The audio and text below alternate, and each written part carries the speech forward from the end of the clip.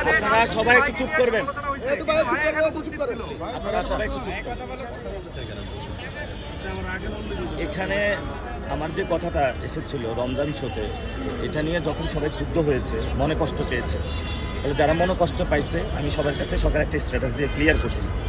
তারপরে আমি আজকে সকালে মিডিয়াতে এটা নিয়ে দুঃখ প্রকাশ করেছি এবং ফেস দ্য পিপলও এটা নিয়ে দুঃখ প্রকাশ করেছি। তারপরেও যারা প্রোগ্রাম করেছে আমি সেখানেও এসেছি যে আমার যদি ভুল হয়ে থাকে, আপনারা কষ্ট পেয়ে থাকেন, তাহলে আমি দুঃখ প্রকাশ করি।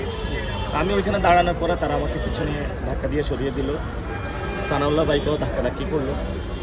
তো আমি মনে করেছিলাম আয়শা যে ঠিক আছে একটা ভালো সমাধান হবে, ওনার যে কথাগুলো আমি শুনবো।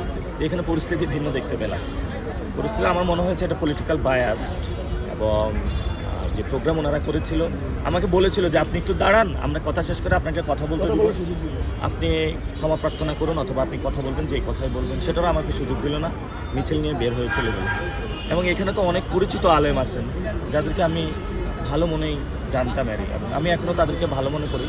আমি পুরো বাংলাদেশে আলেম সমাজকে অনেক শ্রদ্ধা করি এবং আমি নিজেও কওমি মাদ্রাসায় পড়াশোনা করেছি। আমি আলেম ওলামাদেরকে সবাইকে বলি মহব্বতে কাজ করার জন্য এবং আলেম ওলামাদের অধিকার প্রতিষ্ঠায় কাজ করার জন্য। আমি তো সবসময় লাউড ভয়েসে কথা বলে থাকি এটা নিয়ে। দুই একটা কথাতে কষ্ট হইতেই পারে, কষ্ট হলে আমি আসছি তাদের কাছে, তারা সেই সুযোগটা আমাকে দিল। এটা পলিটিক্যাল বায়াসনেস মনে হচ্ছে। আমাদের ফরাজি ভাই